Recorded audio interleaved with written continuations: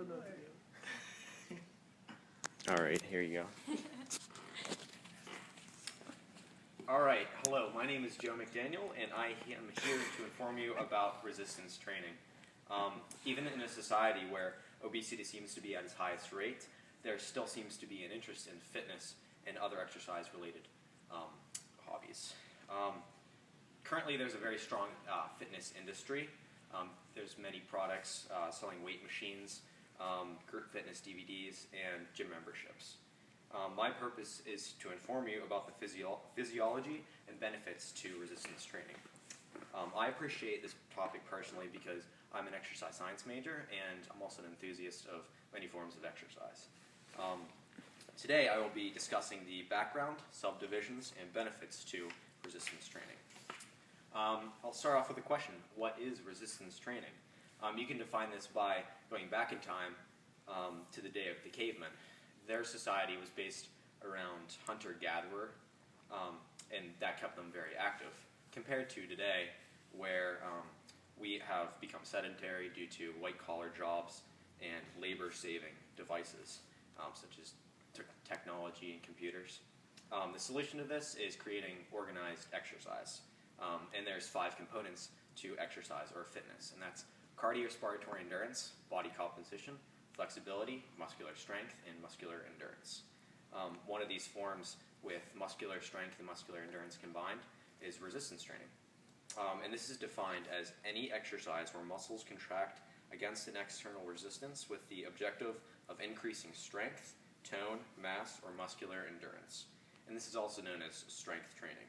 And typically there are 3 types of resistance training. The first of which is muscular strength, and that's usually a low number of repetitions with resistance, usually 1 to 3, and a very high amount of weight. The next is muscular endurance. That's a high number of repetitions between, or I guess 15 or greater repetitions, and that's with a lower amount of weight, or just using body weight.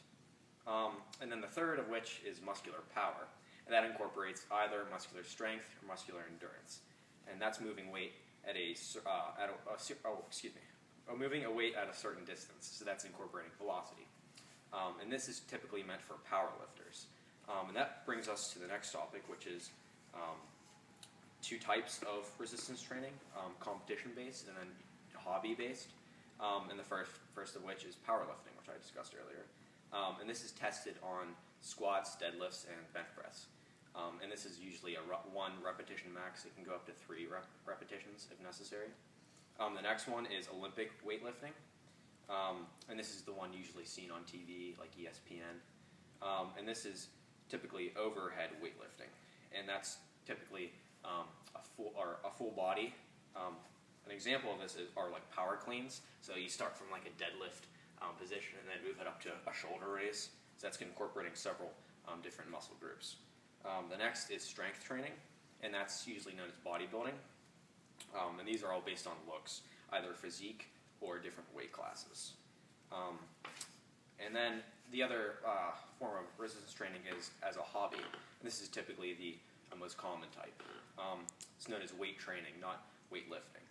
And this is meant for a healthy lifestyle. Incorporated into that is your diet and then cardiorespiratory endurance.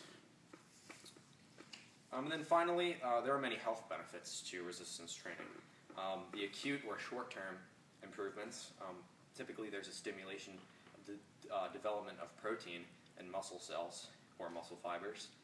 This increases force or strength.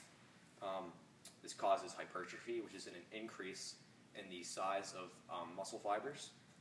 And that's compared to atrophy, which is a decrease, which is usually that occurs during a time when you don't do any resistance training.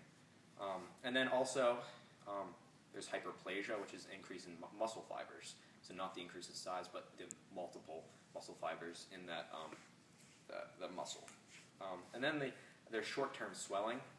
Typically after a workout, you'll see your muscles get a lot bigger, and bodybuilders call this the pump. And that's because extracellular fluid outside of the muscle fiber moves inside the muscle.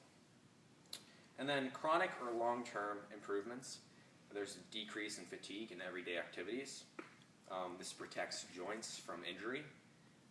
prevention or control of diabetes, heart disease, arthritis, back pain. And then there's an improvement in neural stimulation at the neuromuscular junction, and that's just the connection between the nerves and the muscles. I hope all of you were informed of the world of resistance training and possibly have gained an interest in the subject. Personally, it has affected my life as an exercise science student and an enthusiast of the different forms of exercise. Thank you.